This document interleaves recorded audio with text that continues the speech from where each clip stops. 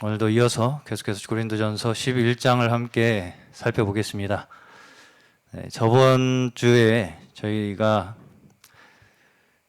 본문으로 제가 정한 것이 32절까지였고요. 마지막 두 절을 제가 남겨두고 마쳤었는데 오늘 이제 마지막 구절을 함께 살펴보면서 11장을 좀 마무리해 보려고 합니다. 저번 주에는 저희가 고린도전서 11장 후반부에서 말씀하는 성찬에 대해서 함께 살펴보았습니다. 생각해 보았습니다. 그래서 고린도전서 11장에서는 특별히 고린도 교회에서 행해졌던 주의 만찬 때에 벌어진 이 문제에 대해서 말씀을 하고 있습니다. 제가 이것에 대해서 저번 주에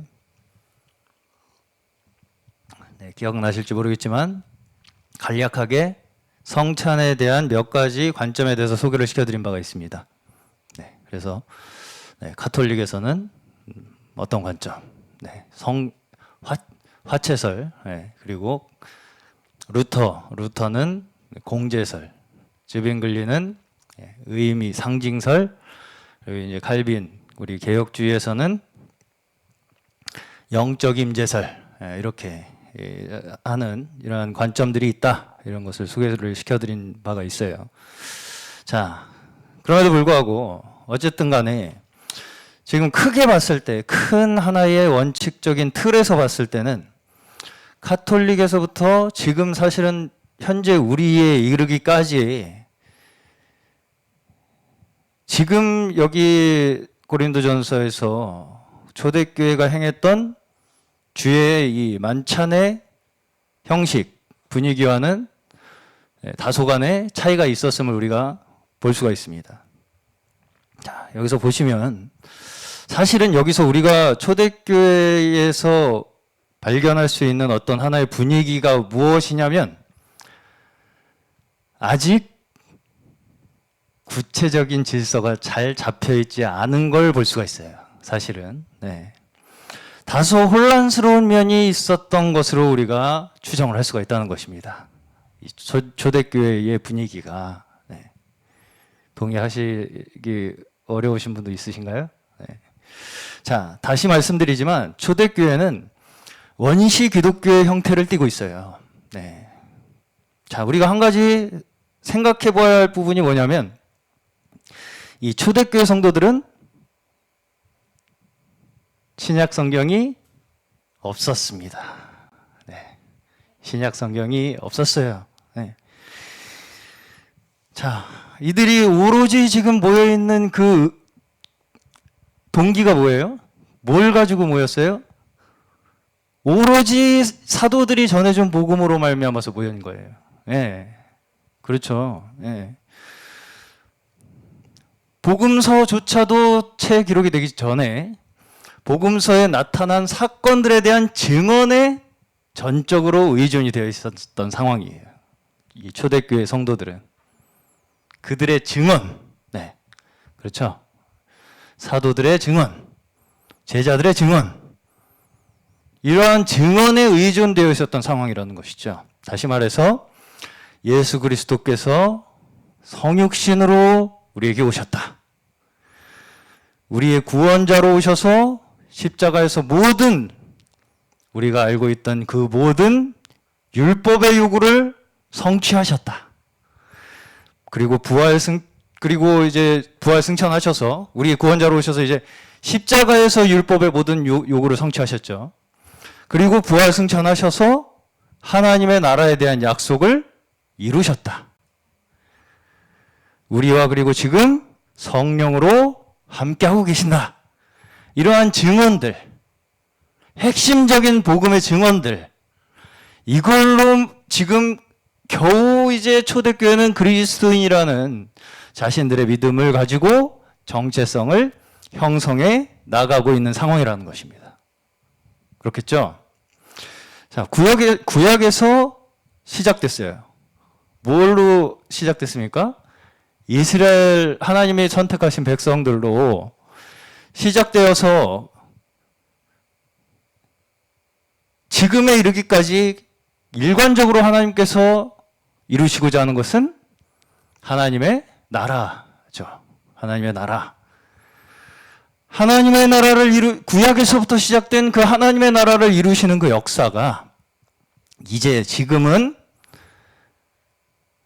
모든 민족, 모든 나라, 모든 만국 백성들에게 전파되어서 그 복음이 우리의 이제 심령에 심겨진 그 모든 자들에게는 누구에게나 구원이 임할 것이다. 라는 것이 이 하나님 나라의 기쁜 복음의 소식입니다.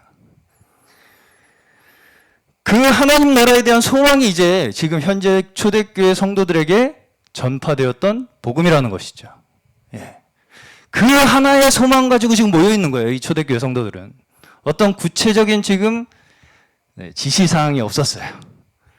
오직 하나의 그 하나님께서 우리에게 주신 예수 그리스도로 말미암아 우리에게 계시된 복음, 그 하나가 지금 오로지 이들에게 자신들의 모임의 하나의 중심을, 정체성을 이루는 요소였다는 것이죠. 원인이었다는 거예요. 네, 물론 뭐 지금도 마찬가지입니다. 네. 자, 이것이 사실상 잘 생각을 해보시면 사실상 구약에서부터 이스라엘 백성들의 역사가 시작됐잖아요. 네. 이것이 우리에게 바탕이 되어 있지 않으면 사실은 신약의 하나님의 나라에 대한 복음이 우리에게 명확하게 증거되는 것이 가능할까요? 불가능할까요? 가능하지 않죠. 당연히. 네. 구약에 있었던 이스라엘 백성들의 역사가 있었기에 우리가 예수 그리스도께서 우리의 구원자라는 걸 확증할 수가 있게 되는 거잖아요. 그렇죠? 네.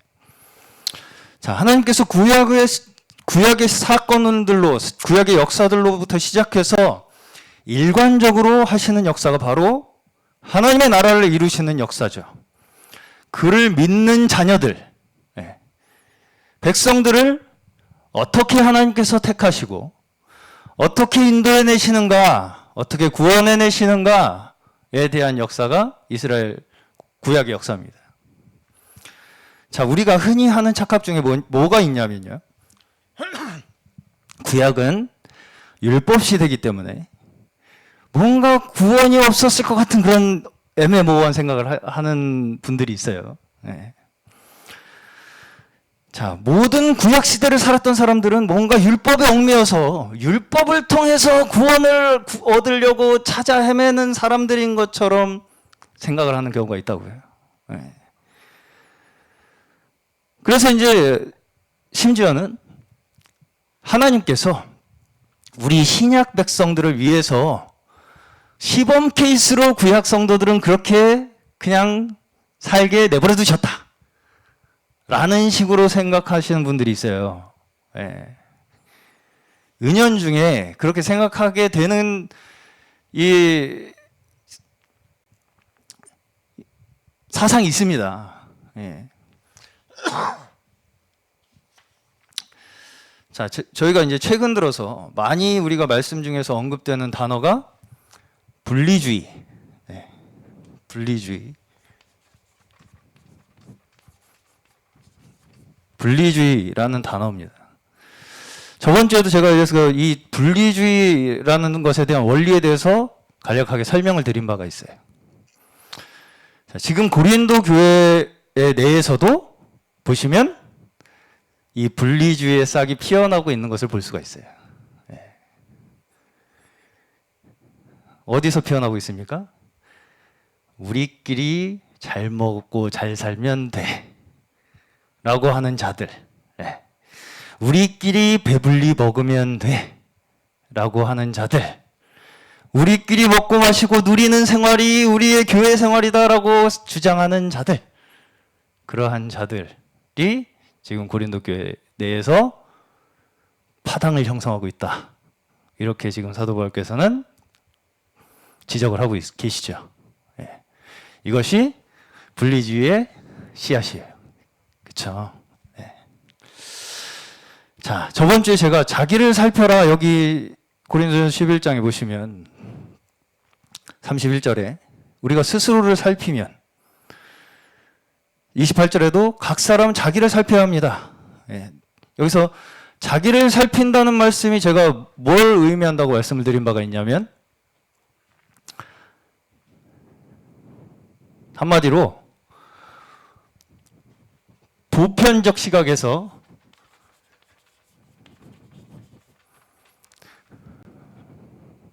스스로를 바라보겠다는 자세. 네. 이것이 자기를 살핀다. 의 의미라고 제가 말씀드린 바가 있습니다. 예. 보편적 시각에서 스스로를 바라보겠다. 보편적 시각에서. 자, 보편의 반대는 무엇입니까? 특수겠죠. 네. 자, 그러면 특수다. 그러면 특수를 다른 말로 하면 뭘까요? 특수를 다른 말로 하면 자기중심입니다. 네. 내가 중심이 되는 게 특수예요. 네. 그래서 내가 처한 상황, 내가 한 경험, 내가 가진 지식만이 특별하다고 생각하는 거, 그게 특수입니다. 그게 자기중심적인 관점이죠. 네. 내가 처한 상황 속에서만 해석을 해요. 내가 경험한 것만이 특별해요. 내가 가진 지식만이 특별해요. 그게 다예요. 나의 세계에. 그게 특수예요. 네. 보편이라는 거는 그 반대로 생각을 하면 되겠죠. 네. 자, 그러나 성경에서 뭐라고 말씀합니까? 전도서 1장 9절에서 10절. 전도서 한번 같이 보겠습니다. 전도서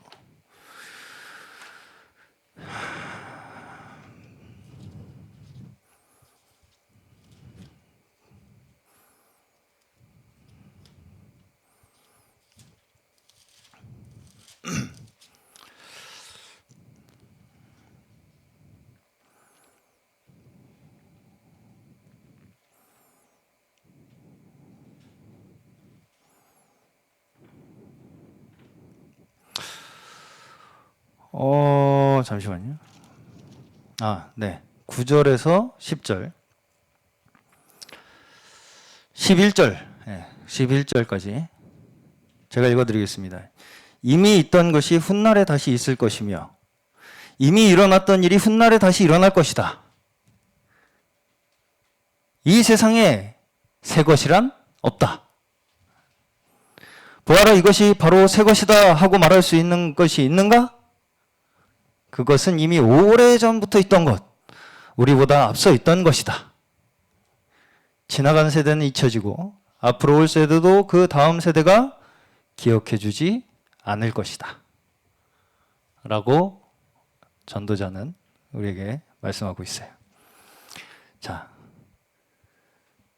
세상에 특별하면 얼마나 특별할 것이며 잘났으면 얼마나 잘났을 것이며 다르면 얼마나 다르겠습니까? 라는 얘기죠. 네. 네가 특별하면 얼마나 특별하니? 네가 잘났으면 얼마나 잘났니? 네가 다른 사람하고 다르면 얼마나 다르니? 라는 말씀이에요. 그렇죠? 네. 한마디로 세상은 다 거기서 거기다. 도찐개찐이다. 50보 100보. 엇박지나 맺지나 다 거기서 거기다 라는 말씀이에요. 사실은 성경은 우리에게 뭐라고 말씀하시냐면 너도 한낱 스쳐 지나갔던 수많은 사람 중에 하나다 예. 스쳐 지나갔던 수많은 사람 중에 너도 하나다. 이걸 성경에서 우리에게 말씀하시는 거예요. 자, 하나님께서 우리에게 원하시는 것은 갑자기 우리만 특별해지는 슈퍼파워가 우리에게 생기는 것이 아닙니다. 네.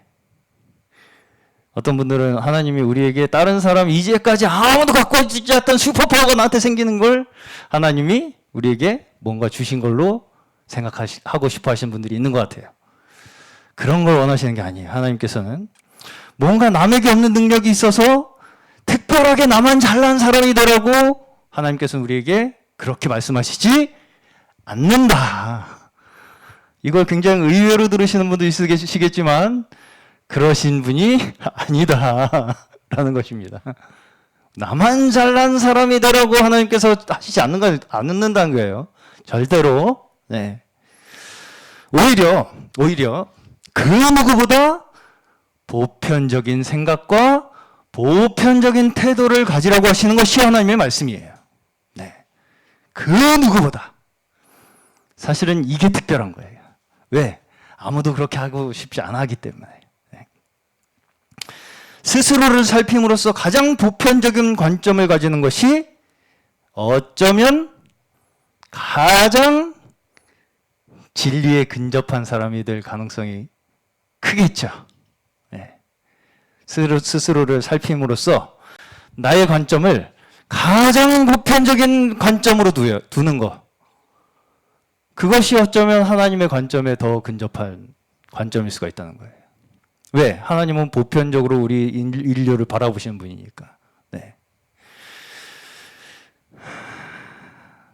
결국은 십자가가 우리에게 하시는 역사도 나라는 사람을 완전히 객관적인 위치에서 바라보게 하시는 거.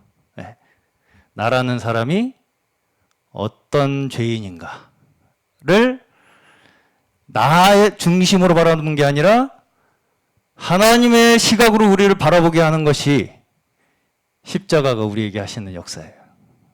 네. 우리가 십자가를 바라볼 때 내가 결국은 죽어야 할 죄인이라는 걸 고백하게 되는 것. 그것이 사실은 우리가 가지게 되는 가장 보편적이고 객관적인 우리 자신에 대한 관점이라는 것입니다. 네. 자, 우리가 구약에서부터도 생각을 해보시면 율법의 역할이 무엇입니까? 율법. 네. 구약에서 나오는 율법의 역할. 율법의 역할이 결국은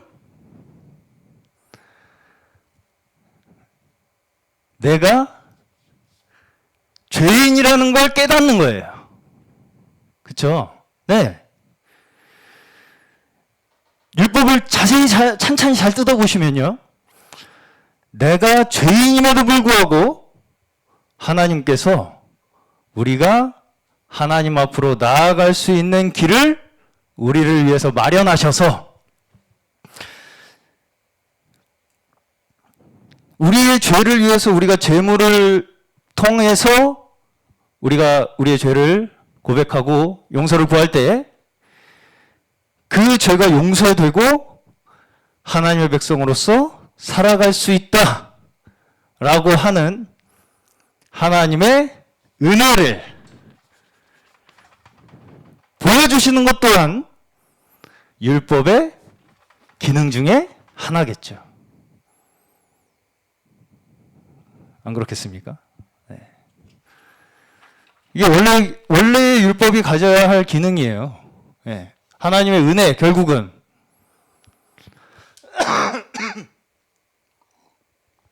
율법에도 하나님의 은혜가 있어요.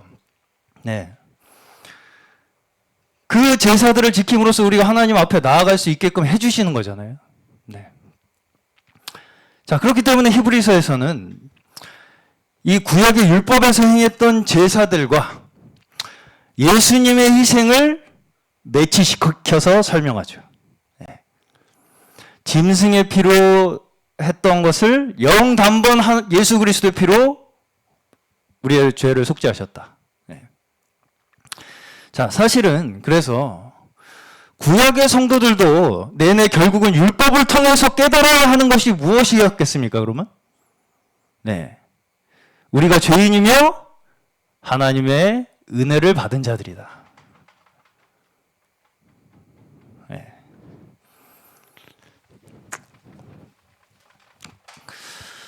사실은 그들, 구약의 성도들 또한 율법을 통해서 하나님께서 계시하신 아버지의 마음, 하나님의 마음을 그 마음속 깊이 깨닫고 하나님을 아버지로 믿고 그 관계가 그들 가운데서 회복되었다면 그들 또한 믿음으로 말미암아 구원을 얻는 것입니다.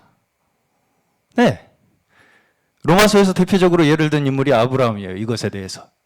로마서 4장을 보시면 아브라함 또한 율법으로 의롭다함을 얻은 것이 아니라 믿음의 의로 얻은 것이라고 말씀합니다. 예. 한번 보겠습니다. 로마서도 4장 13절.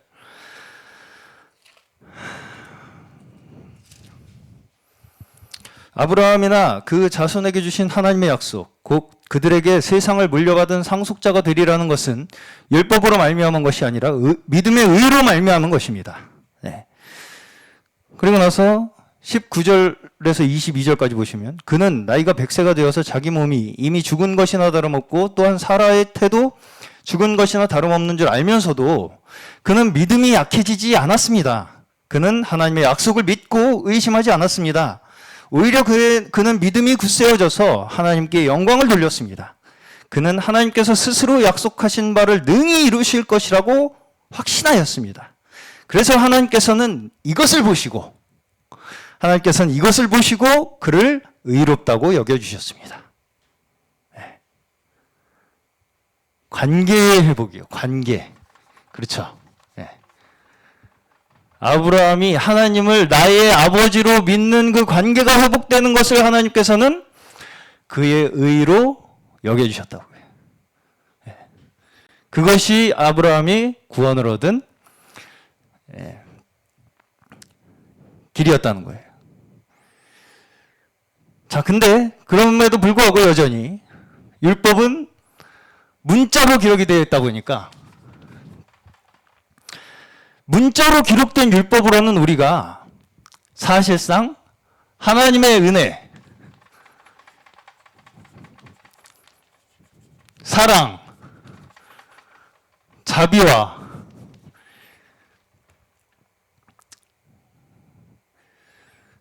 이런 하나님의 속성들, 하나님의 마음을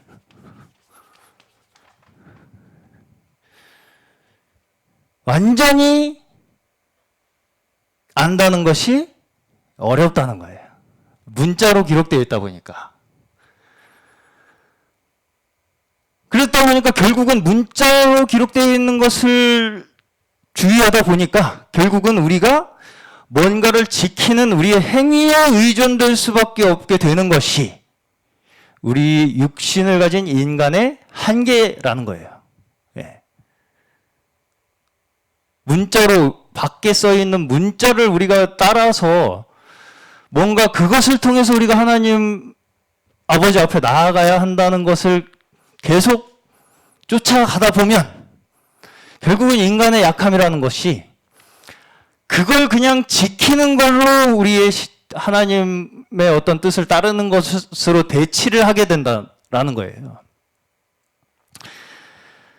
그렇기 때문에 결국 결과적으로 율법은 하나님의 은혜와 하나님의 그 긍휼하심 앞에 우리를 나아가게 하지 못하고 오히려 이것을 율법을 뭘 위해서 사용하게 됩니까?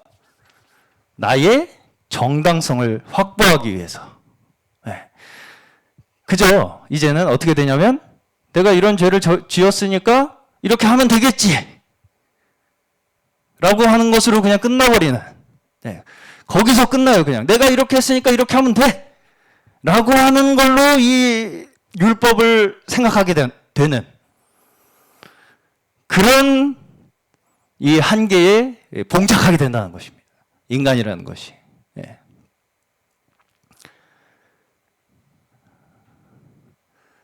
다시 말해서 율법을 내가 어떤 죄를 범한 것에 대한 보상의 태도로 생각함으로써 결국은 자기 중심으로 율법을 받아들이게 되는 것이죠. 나를 위한 것으로. 내가 이 죄를 지었으니까 이렇게 보상을 하면 돼! 라는 것으로. 관계와는 전혀 상관이 없죠. 하나님과의 관계와는 전혀 상관이 없어져요. 그냥 내가 이렇게 했으니까 내가 이렇게 하면 돼 라는 것으로 끝나버리기 때문에요. 네. 자, 그렇기 때문에 결국은 어떤 방법밖에 길이 없게 되는 것입니까? 문자로 주어졌던 율법, 그 말씀이 이제는 뭘로 오셔야 돼요? 육신이 돼요. 네. 오셔야만 할 수밖에 없게 되는 그 방법만이 남게 된 거죠. 그렇기 때문에 결국 말씀이 육신이 되어 오신 예수 그리스도가 우리에게 궁극적 구원의 열쇠가 되시는 것입니다. 자, 그러면 여기서 원래 율법의 의미는 어디 갔냐, 그럼? 원래 율법은 그러면 의미가 없어졌냐?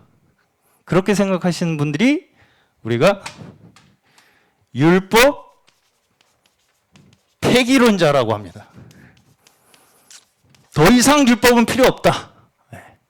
이제 우린 신약 시대에 살기 때문에 신약 말씀만 알면 된다.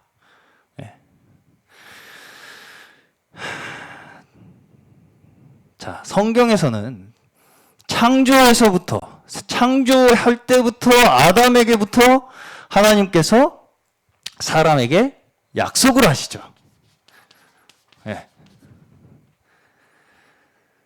이 약속이 아담에게 하시는 약속은 간단하잖아요. 그렇죠? 가장 이제 중요한 포인트가 선악을 알게 하는 나무는 너 먹지 말라라는 것이 이제 가장 간단한 이 핵심되는 하나님의 약속이었어요. 말씀이었죠. 계명. 근데 이제 점차적으로 노아를 통하여서 아브라함을 통해서 이제 점점 확장돼요. 그렇죠? 하나님의 약속이 확장돼요, 점점. 그러다가 이제 결국 모세에 이르러서 율법을 이제 십계명을 포함한 율법을 이스라엘 백성들이 받게 됩니다. 그렇죠?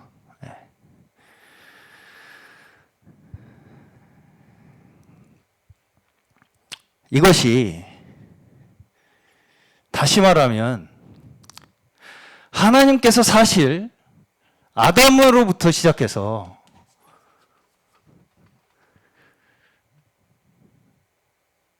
바라시는 게 있었잖아요, 사람에게. 그게 사실은 그렇게 여기까지 와서 굉장히 복잡해졌음에도 불구하고 사실은 똑같다. 사실은 그렇게 큰 걸 바라시는 게 아니다. 라는 거예요, 사실은. 단지 왜 이렇게 복잡해졌냐? 인간이 그렇게 점점 복잡해졌기 때문에. 그쵸? 그렇기 때문에 하나님께서 우리하고 더 자세하게 얘기를 해야 되는 거다. 라고 우리가 해야 할, 는 것이 타당하지 않을까. 저는 그렇게 생각합니다.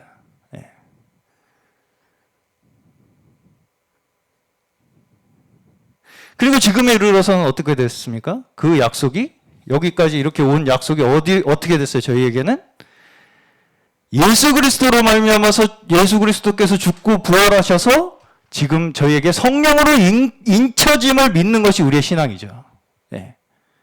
이 여기까지 온 이 모든 약속들이 이제는 우리에게는 직접 우리 속에 성령께서 우리에게 가르쳐 주시는 시대로 우리는 왔다고요. 예.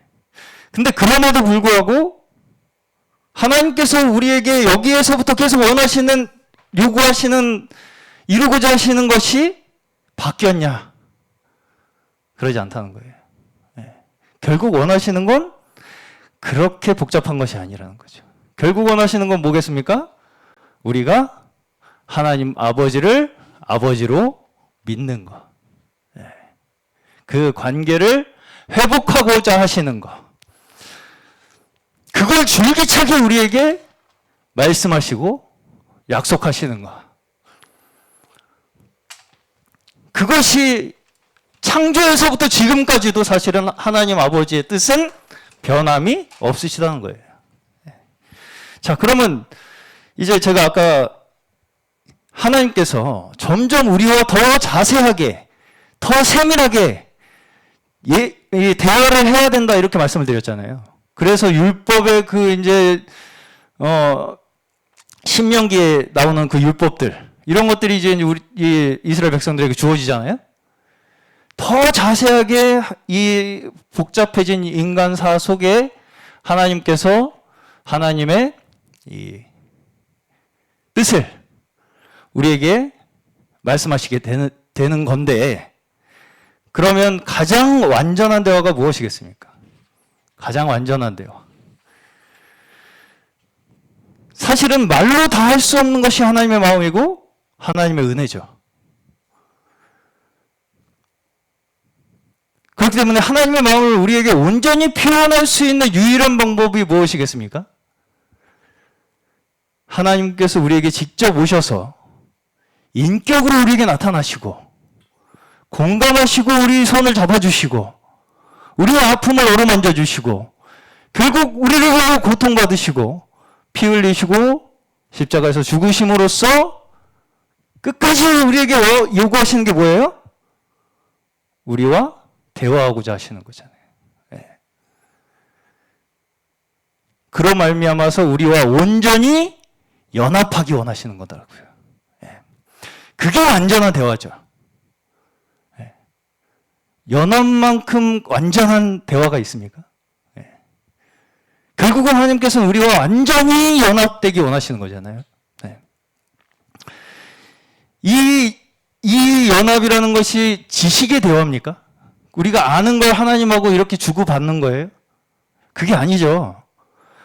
우리 연합이라는 건 우리 온 존재에 있는 마음속 깊은 곳에서부터 있는 모든 것을 하나님과 함께하는 것이 연합이고 완전한 대화죠.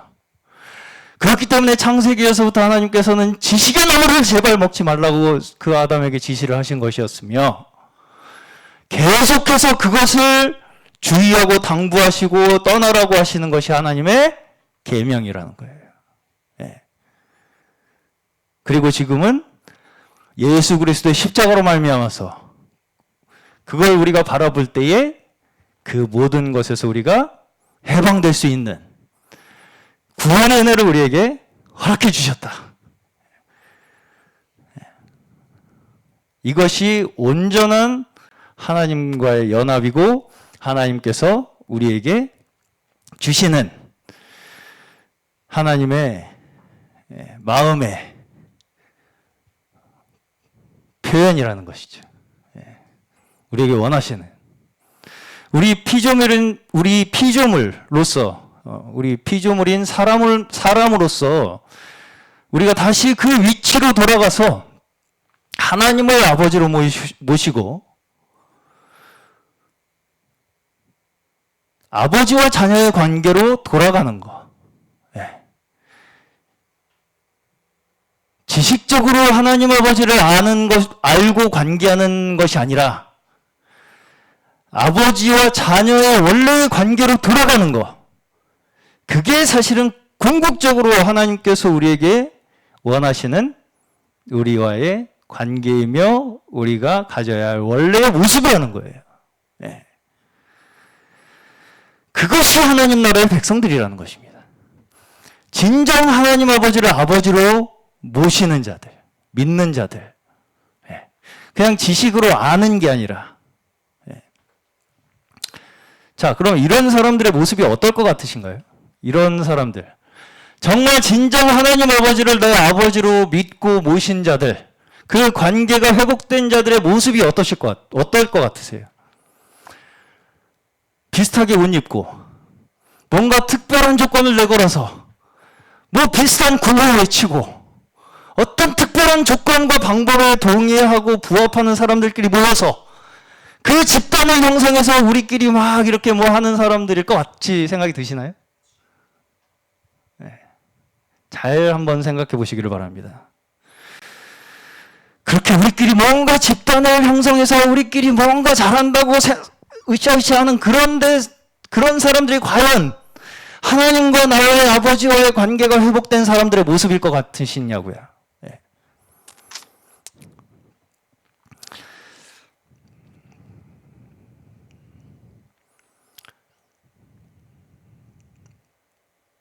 자, 어떤 분들은 이제 주로 분리주의적 속성을 가진 단체에 소속되신 분들, 네. 특히 뭐 예가 있다고 말하기는 어렵겠지만 특별히 그런 곳에 소속된 분들이 더 강하게 특징을 가지고 있는 것이 무엇이냐면, 그런 분들일수록 뭐가 강하냐면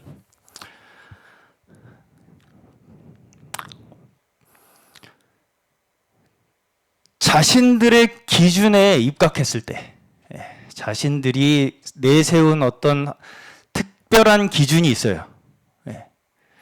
이렇게 해야 교회야. 이렇게 해야 구원받는 거야. 이렇게 해야 진짜 신앙생활이야. 라고 하는 그런 기준에 입각했을 때는 옳은 조건을 가지고 있기 때문에, 이 조건이라는 게 있어요. 거기에 동의만 하면 돼요. 그 방법에, 옳아지는 방법에, 그러면 자신들 내부적으로 어떤 문제가 발생했을 때, 그쵸? 어떤 문제가 발생했을 때, 이 조건 속에 있기만 하면 이런 것은 문제되지 않는다.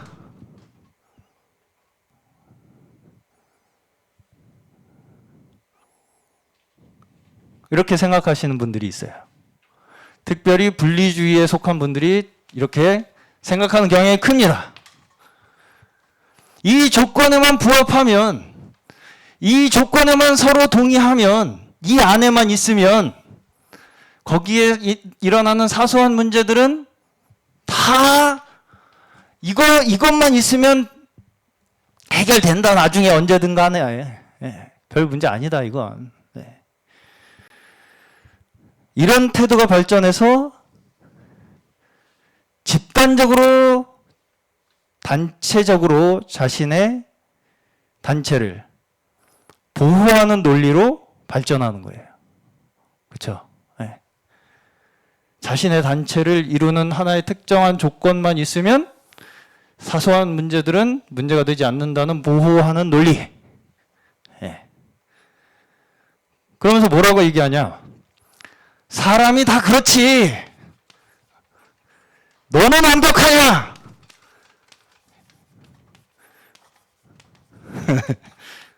이렇게 몰아세우죠? 네. 너는 완벽하냐? 사람이 다 그렇지. 사람이 다 약하지.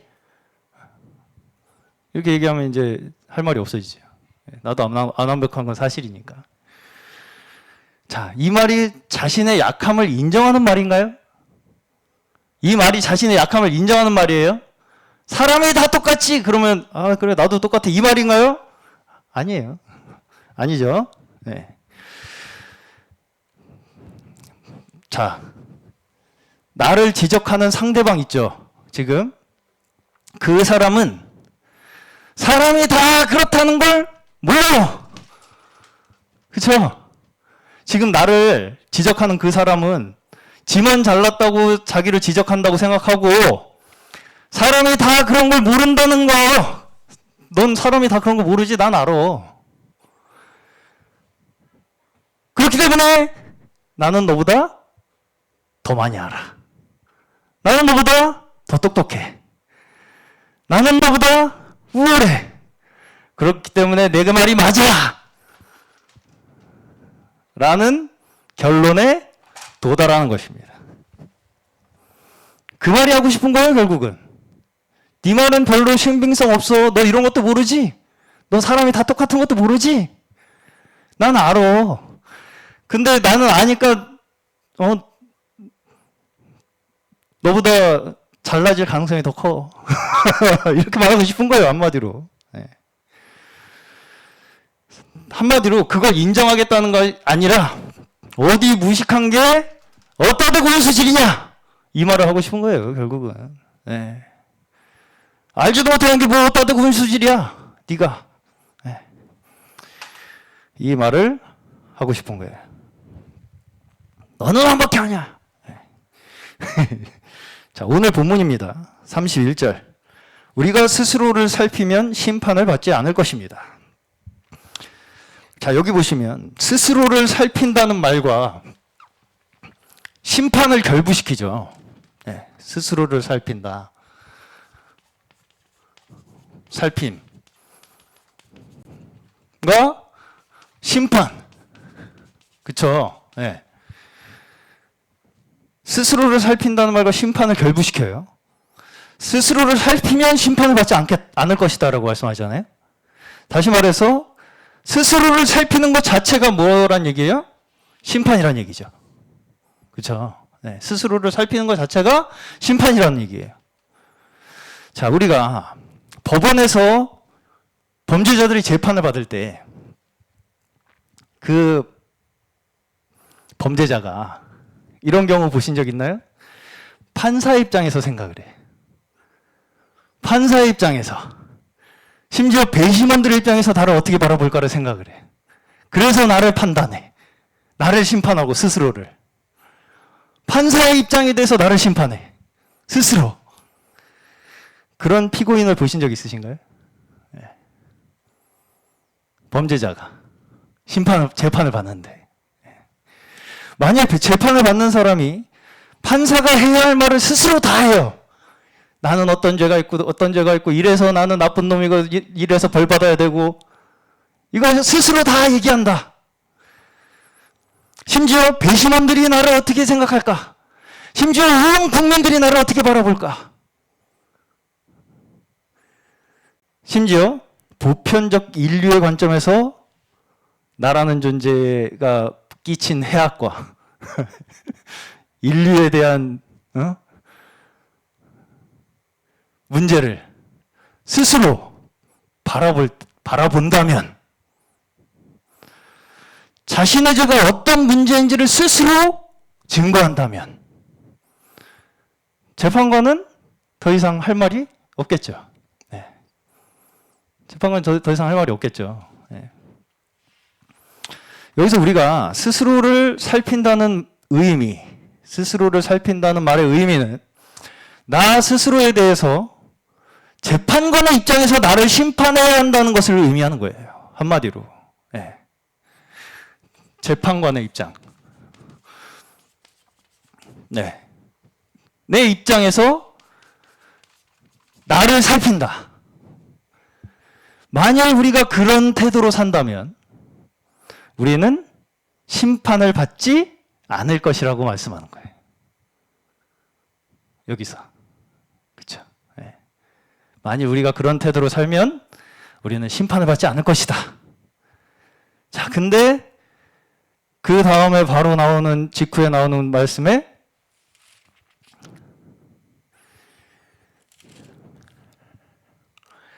(32절에) 그런데 주님께서 우리를 심판하시고 징계하시는 것은, 자, 그런데도 불구하고 우리에게 심판과 징계가 있다는 거예요. 있다는 거예요. 누구에게나 사실 있다는 거예요. 이게. 네. 사실상 이게 없는 사람은 있을 수가 없다. 심판과 징계가. 이게, 그러나 우리에게 이것이 있다. 이걸 알아라. 라는 얘기입니다. 개역 개정으로 보시면 우리가 판단을 받는 것은 주께 징계를 받는 것이라고 말씀하죠. 우리가 판단을 받는 것은 주께 징계를 받는 것이라는 거예요. 자, 우리를 왜 징계하신다고요? 우리를 왜 징계하신다고요? 우리로 세상과 함께 정죄함을 받지 않도록 하시기 위한 것이라는 거예요. 예. 자, 여기서 다시 한번 이 말씀을 되짚어 보면요. 지금 사도 바울은 이들이 받고 있는 징계가 뭐라고 말씀합니까? 이들이 무슨 징계를 받고 있어요? 지금 30절에 보시면 약한 자와 병든 자와 잠자는 자들이 많은 것을 지금 사도 바울은 징계라고 이야기를 하고 있는 거예요. 그렇죠? 근데 잘 생각을 해보시면요. 우리의 삶에 이러한 일이 없을 수가 없어요. 안 죽습니까, 사람이? 병 안 들어요? 우리의 삶 속에 누구에게나 사실은 있을 수 있는 일들이에요. 약하고 병들고 결국은 죽음에 이르게 되는 일들. 그렇죠? 네. 다시 말해서 우리의 삶에 징계가 없을 수는 없다는 거예요. 한마디로. 네. 나는 이거 징계 아니야! 라고 말하는 것이 분리주의적 교만의 사상이에요. 네. 어떻게든 피해 나가려고 하는 거. 다른 사람 책임으로 돌리려고 하는 거. 자, 아프신 분들에게 위로가 되시기 바랍니다. 네. 누구도 여기서 피해가 나갈 수 없어요. 네. 이 세상 그 누구도 남의 일이라고 말할 수 없는 거예요. 병들고 약하고 죽는 것은 다른 사람 일입니까, 그게? 예. 그럼 우리는 이걸 어떻게 받아들여야 하겠습니까? 이러한 일들을 당할 때. 우리 삶에서 일어나는 많은 문제들과 사건들, 이러한 일들에 대해서 우리가 어떻게 받아들여야 되냐? 우리 각자가 스스로를 판단하도록 주시는 하나님의 징계라는 거예요. 우리에게 일어나는 문제들이, 사건들이 하나님께서 징계로 주시는데 그 이유가 뭐냐면 스스로를 판단하고 살피라고 주시는 징계라고요. 그렇게 스스로를 살피는 자는 세상과 함께 정죄를 받지 않는다. 네.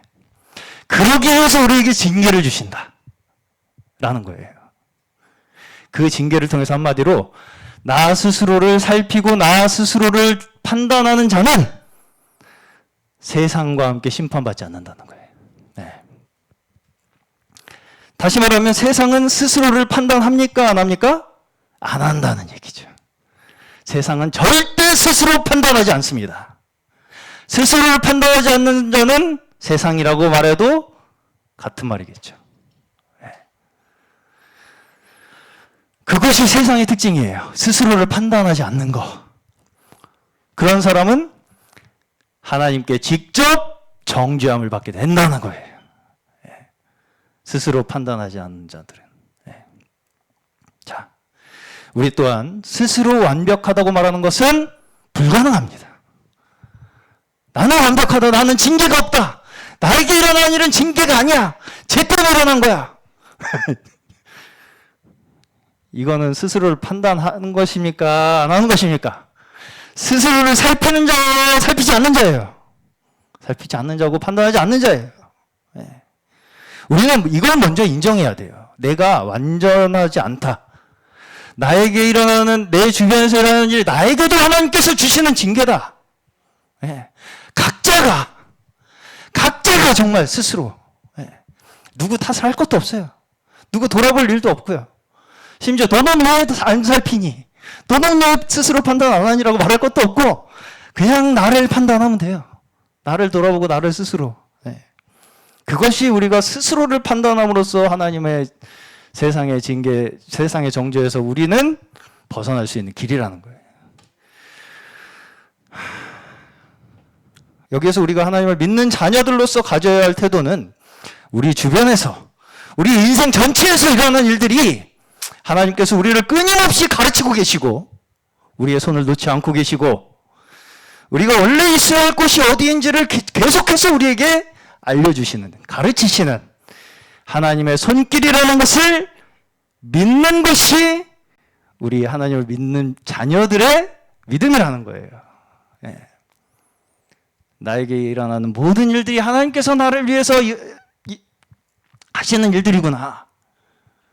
그 관계, 하나님과 나와의 관계가 나에게 정상적으로 이루어지는 그 믿음, 그 믿음을 가진 자가 하나님의 백성이고 하나님의 자녀들이라는 증거라는 거예요. 그런 자들이 바로 하나님께서 세상을 심판하실 때 그 심판을 피하는, 그 심판을 피하는 구원 얻는 자들이 된다는 것입니다. 그게 구원이에요. 그게 구원이잖아요. 하나님의 심판을 피하게 되는 거. 그러면서 33절에 무엇을 권면합니까? 기다리라. 기다리라. 오늘 말씀 제목이 뭐죠? 자기를 살피고 서로 기다리라. 네, 자기를 판단하고. 나 잘났다고 나서서 이게 옳다 저게 옳다 주장해서 내 위주로 뭔가 이루어보려고 하는 그런 사람이 그리스도인인가요? 아닌가요? 아니라는 얘기죠. 지금 사도 바울은 뭐라 그러세요? 기다리라고 좀. 약한 자들을 위해서 좀 기다려주라고 좀. 네. 그렇죠. 오히려 여기서 사도 바울께서 말씀하시는 그리스도인의 모습은 기다릴 줄 아는 자들. 다른 지체들을 위해서 기다릴 줄 아는 사람. 혹시 지금 좀 꼭 해주고 싶은 말이 있어도 조금 참을 줄 아는 사람. 그런 걸 좀 기다려줄 줄 아는 사람. 그런 사람이 그리스도인이 된 자들의 모습이라고 여기서 사도 바울께서는 가르치고 계신 거예요. 예. 그렇죠? 예. 마지막 34절입니다. 누구든지 시장하거든 집에서 먹을지니 이는 너희의 모이는 일로 심판받는 일이 없도록 하라. 이렇게 말씀합니다. 한마디로 자기 배를 채우는 것을 모임의 목적으로 삼지 말라는 것입니다. 내 배를 채우기 위해서 여기 오지 말라는 거예요. 모임에. 한마디로 내 즐거움을 위해서 모임에 오지 말라는 얘기입니다. 우리가 소위 하는 말로 배고프면 눈에 뵈는 게 없어진다고 하죠.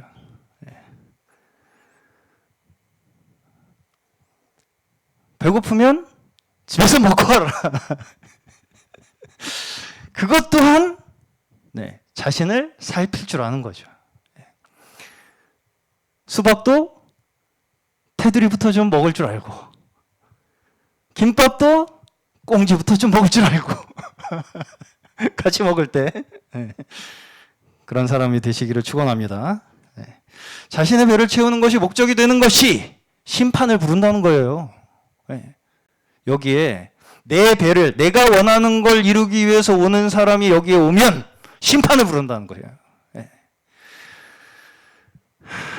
그리고 마지막 사도의 말씀입니다. 직접 가서 그 밖의 일들은 바로잡겠다.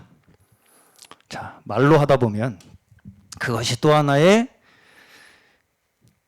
문자적인 가르침이 돼서 서로를 판단하게 될 가능성이 커요. 그것이 사소한 일일수록.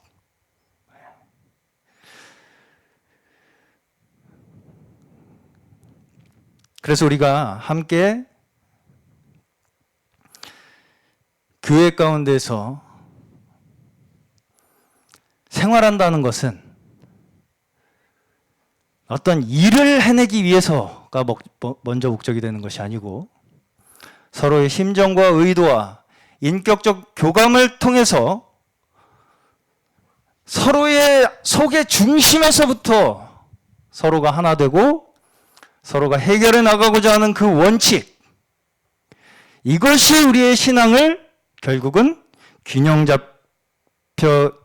있게 잡아주고 우리의 신앙을 살아있게 만들어주는 사도의 가르침입니다.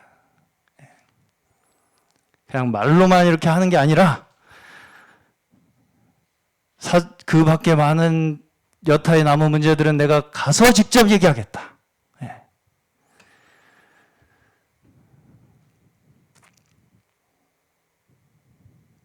우리가 함께 주님께서 우리에게 성육신도에 오셨듯이 마음을 합하고 뜻을 합하고 사랑을 나누고 교감을 나누면서 그 안에서 우리가 함께 주님의 백성들로서 하나님의 말씀에 따라 한 걸음 한 걸음 나아가는 저희 되었으면 좋겠습니다.